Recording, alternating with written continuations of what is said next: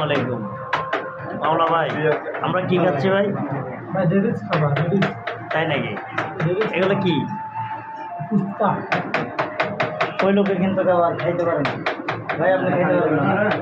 এদিকে তাকে বলেন নাকি?